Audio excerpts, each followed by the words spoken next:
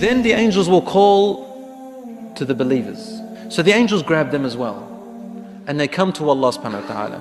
In a hadith it says that Allah will say to them, come closer. He will say, Abdi udnu minni, my servant, come closer to me. There are some special servants from Allah subhanahu wa ta'ala will say to them, udnu minni, come closer to me.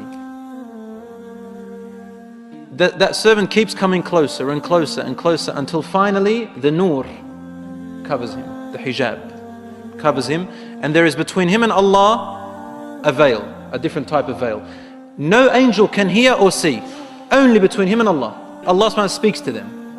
In a speech, Allah's speech, we know that Allah subhanahu wa ta'ala has a speech. He told us this in the hadith and in the ayat. He speaks, He has a speech, but we don't know what this speech is like. لَيْسَ كَمِثْلِهِ شَيْءٍ وَهُوَ السَّمِيعُ الْبَصِيرُ. There is nothing like Him, and He hears and sees all things. Just like He says He hears and sees, He speaks, but how does He see? How does He hear? Not like us. In a manner that befits Him, He knows subhanahu wa ta'ala. We accept it as it is. And Allah says to him, Abdi, look at your records. And he sees sins.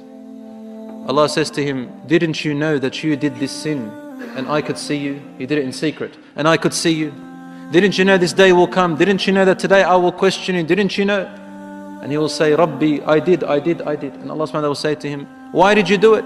Finally the servant will say, oh my Lord, for you to throw me into hellfire is easier than to judge me and me standing before you with this sin. So then he looks at the other, next page. He sees another sin, worse than the other one. Same thing happens. Then he looks, there are worse sins, and sin keeps growing. And this poor believer is sitting there saying, my Lord, in the end he says, Khalas, I'm actually going to hellfire. My deeds haven't been accepted. I've done all these wrong deeds, and that's why my good deeds have been invalid. So when he is certain that he's going to end up in hellfire, Allah says to him, Abdi, you know how you kept it a secret in the former life? He says, yes. He said, why did you keep it a secret? He says, because I was ashamed of my sin, my Lord. He says, Satartuha alayka fid dunya. Don't you see I kept it a secret in the former life?